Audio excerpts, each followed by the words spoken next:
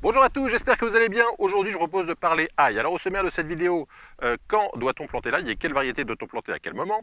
Est-ce qu'on peut planter de l'ail du commerce ou est-ce qu'on doit absolument planter de l'ail certifié, qui est un peu plus cher évidemment? Comment est-ce qu'on doit planter l'ail? On va voir tout ça dans cette vidéo. Mais avant de commencer, je vous rappelle que cette vidéo, comme beaucoup d'autres sur la chaîne, donnera lieu à une suite dans quelques mois. Donc, si vous souhaitez voir la suite de cette vidéo et recevoir une petite notification, pensez à vous abonner à la chaîne en cliquant sur la petite cloche qui permet de recevoir des notifications à chaque vidéo. C'est parti pour la plantation de l'ail.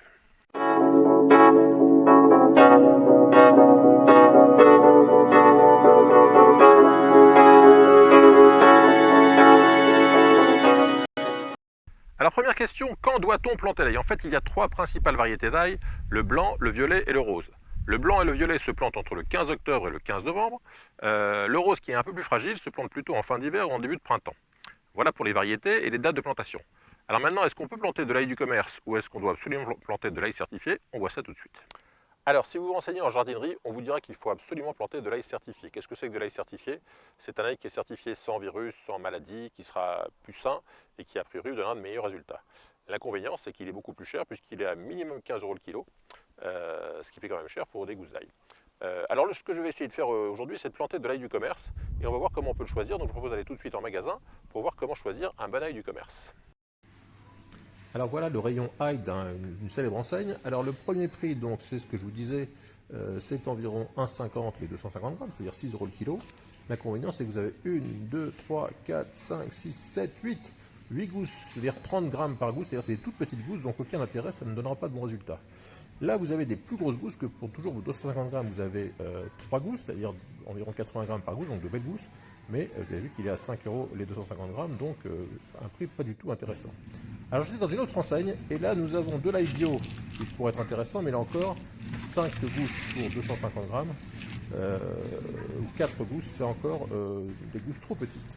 Donc ce qu'on va essayer de faire, c'est trouver un autre ail, et là pour 1,50 €, c'est-à-dire 6 € le kilo, vous avez 3 belles gousses, et là ces gousses-là, à mon avis, ça fera tout à fait l'affaire pour faire du semis, et c'est donc ce qu'on va choisir. Il y a aussi des grosses fraises, mais c'est pas nécessaire. Voilà donc avec ce sachet d'ail bien joufflu. Alors il y a certains qui pensent que l'ail serait ionisé ou irradié, qui fait qu'il ne pourrait pas germer, ou alors qu'il y aurait de l'anti-germinatif.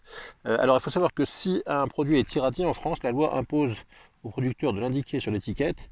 Alors là, si je regarde l'étiquette, mon ail français, qu'est-ce qui est indiqué? Ail blanc, origine France, catégorie 60-80, 250 grammes, voilà. Donc il n'est pas indiqué qu'il a été irradié ou ionisé, donc il n'y a pas de souci. Alors si vraiment vous avez des doutes, vous dites est-ce que vraiment je vais me lancer dans une plantation, le plus simple c'est de faire un test. Alors moi c'est ce que j'ai fait. Alors d'abord, première chose, quand vous prenez votre gousse, vous prenez uniquement les cailleux qui sont sur le bord. Vous avez des petits cailleux qui sont au centre que vous pouvez garder pour cuisiner, mais vous n'allez planter que les cailloux qui sont à la circonférence, qui sont les plus joufflus. Alors donc, comme je vous dis, si vous avez un doute, vous pouvez faire un test. Donc moi j'ai planté ça la semaine dernière, je les ai sortis tout à l'heure pour vérifier. Et si vous regardez ici, vous voyez qu'en une semaine, pour des produits traités à l'anti-germinatif ou je sais pas quoi, je trouve qu'ils vont quand même très bien. Alors ici, là j'arrive pas, ici une petite racine, là ici, voilà. Donc vous voyez, je pense que ces gousses-là, ils font tout à fait l'affaire. On va pouvoir les semer, donc on regarde tout de suite, enfin les planter. Donc on regarde tout de suite comment faire pour les planter. Alors là, ils se plantent sur des rangs séparés de 30 cm entre chaque rang. Et on plantera un cailleux tous les 15 cm. Alors on va tout de suite commencer. Ce qui est important, c'est de bien préparer le sol. Alors il ne faut pas que le sol soit fumé, parce que là, il n'aime pas trop le fumier. En revanche, il faut que le sol soit bien meuble.